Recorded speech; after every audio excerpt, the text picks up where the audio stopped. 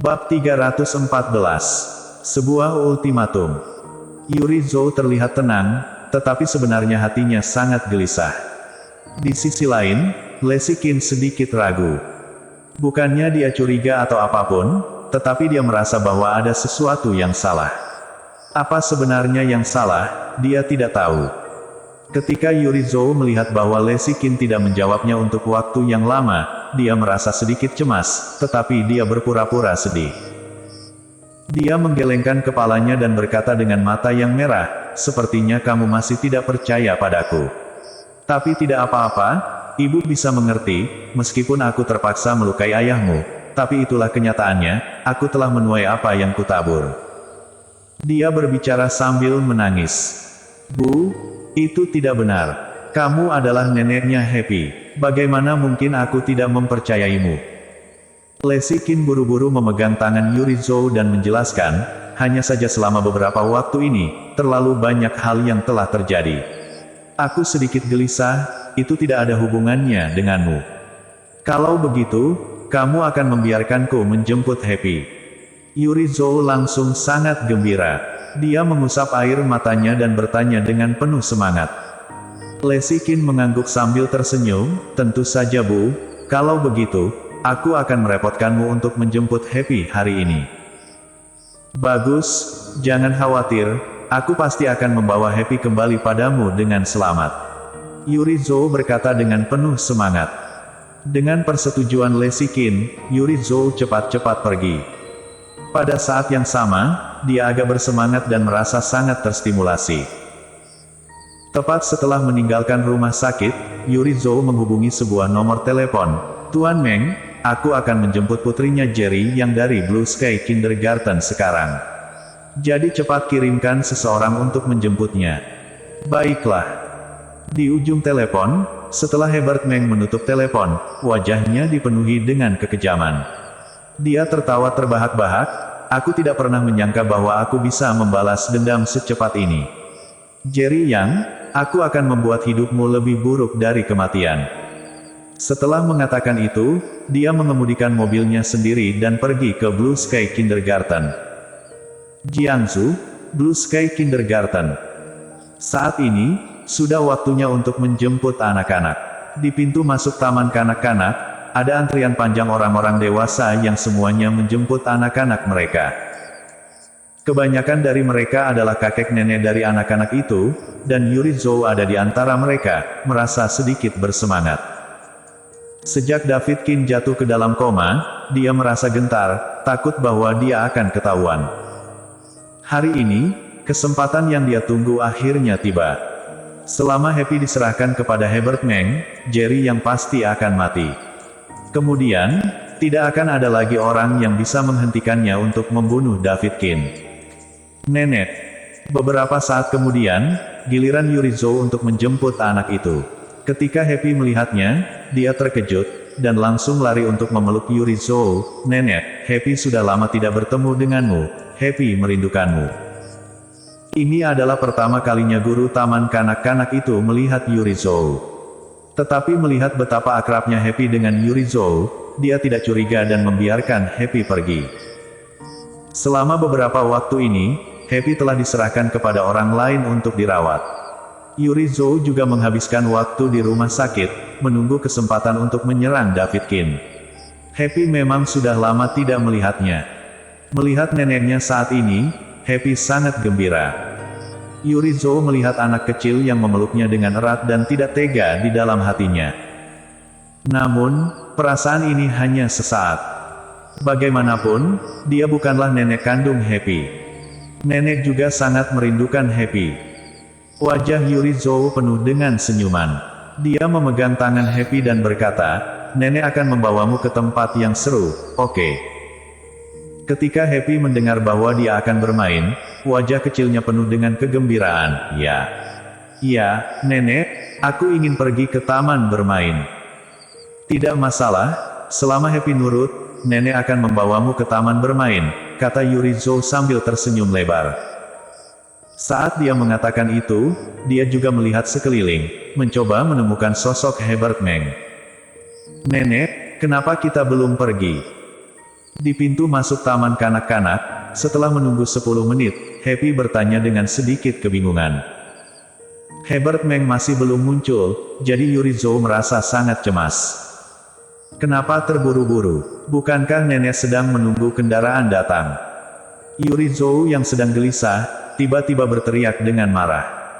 Happy buru-buru menutup mulutnya, matanya berkaca-kaca dan dia ingin menangis, tetapi takut pada Yurizo. Aku sudah menunggumu selama 20 menit, kenapa kamu belum datang juga? Yurizo menghubungi nomor telepon Herbert Meng dan berkata dengan tidak senang. 5 menit lagi. Herbert Meng menjawab dan menutup telepon. Siapa yang kamu tunggu selama 20 menit? Telepon Yurizo belum diturunkan ketika suara yang tidak asing tiba-tiba terdengar di belakangnya. Mendengar suara ini, bulu kuduk Yurizo berdiri dan hatinya sangat ketakutan. Ayah. Ketika Happy mendengar suara Jerry Yang, wajahnya dipenuhi dengan kegembiraan. Dia langsung lari dan melompat ke pelukan Jerry Yang. Happy, apakah kamu merindukan ayah? Jerry Yang memeluk Happy dan wajahnya penuh dengan kasih sayang. Aku merindukan ayah. Aku juga merindukan ibu dan Yumi, serta kakek dan nenek. Happy merindukan mereka semua. Happy memeluk leher Jerry Yang dengan erat, tapi matanya masih sedikit lembab karena dimarahi oleh Yurizo. Bagaimana Jerry Yang bisa melewatkan detail ini? Jerry Yang, kenapa kamu di sini? Yurizo gemetar dan berkata, suaranya juga bergetar. Jerry Yang menyipitkan matanya ke arah Yurizo dan bertanya dengan nada mengejek, kamu sepertinya takut saat melihatku.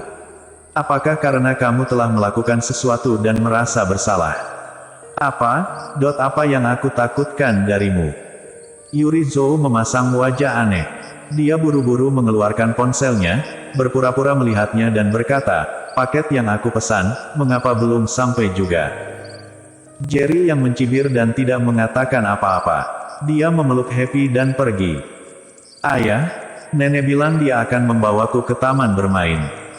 Begitu dia masuk ke dalam mobil, Happy tiba-tiba berkata. Jerry Yang menyipitkan matanya dan melirik Yurizo, yang menghindari tatapannya. Dia tidak berani menatap Jerry Yang sama sekali. Dia sudah sangat panik sampai tidak berani menghembuskan nafas. Happy adalah anak yang baik. Akhir-akhir ini ibu dan ayah sangat sibuk, jadi kita tidak punya waktu untuk membawamu ke taman bermain. Saat kakek keluar dari rumah sakit, ayah akan membawamu ke taman bermain lagi, oke? Ketika Jerry Yang menatap Happy, hanya tersisa rasa sayang di matanya.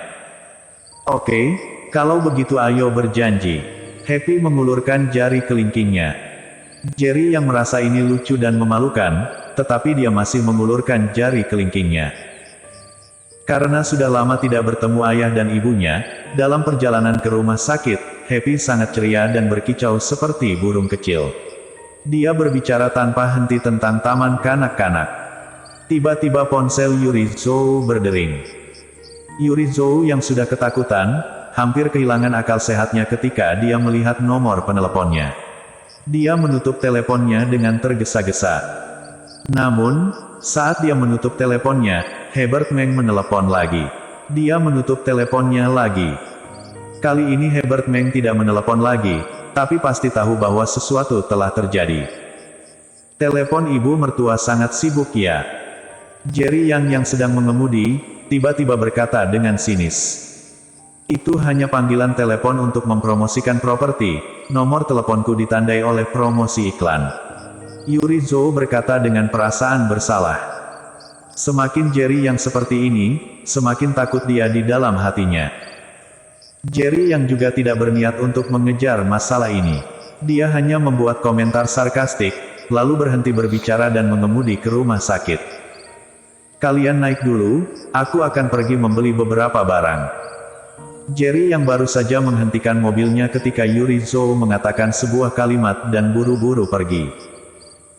Melihat punggungnya saat dia pergi dengan panik, mata Jerry yang dipenuhi dengan kekejaman, sebentar lagi, semua yang telah kamu lakukan akan terungkap. Setelah mengatakan itu, Jerry yang menggendong Happy dan pergi ke kamar David Kin. Happy tidak tahu apa yang telah terjadi pada David Qin, tetapi dia sangat senang melihat Leslie Qin. Leslie Qin telah menjaga di rumah sakit selama ini dan menjadi mudah kesal. Dengan melihat putrinya, suasana hatinya menjadi lebih baik.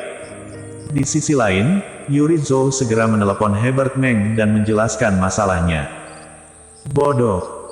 Herbert Meng meraung, jika aku belum datang, bukankah kamu bisa naik taksi sendiri dan meninggalkan taman kanak-kanak terlebih dahulu? Untuk apa kamu meneriakiku? Apakah kau pikir aku ingin bertemu dengan bajingan itu? Yuri Zhou sangat marah. Baru saja, setiap kata Jerry yang telah menunjukkan kecurigaan kepadanya. Dia sudah sangat cemas, tetapi Herbert Meng malah memarahinya. Lagi pula, jika kamu bisa datang tepat waktu, apakah aku akan gagal? Yuri Zhou berkata lagi. Diam. Herbert Meng mengertakkan gigi dan berkata, sebelum pukul 12 siang besok, jika kamu masih tidak bisa menyerahkan putrinya Jerry yang kepadaku, maka rekaman panggilan telepon di mana kamu menyewa pembunuh akan kurilis di seluruh internet. Bukankah kamu bilang sebelum matahari terbenam besok? Mengapa kamu ingin memajukannya lagi? Mendengar ini, Yuri Zhou langsung ketakutan dan menjadi pucat. Dia berteriak dengan marah. Jam berapapun yang aku katakan adalah waktunya. Jika kamu memiliki masalah dengan itu, maka sekarang juga, aku akan merilis rekaman itu ke seluruh internet. Herbert Meng mengancam. Jangan, sebelum jam 12 siang besok, aku pasti akan menemukan cara untuk menyerahkan putrinya Jerry yang kepadamu.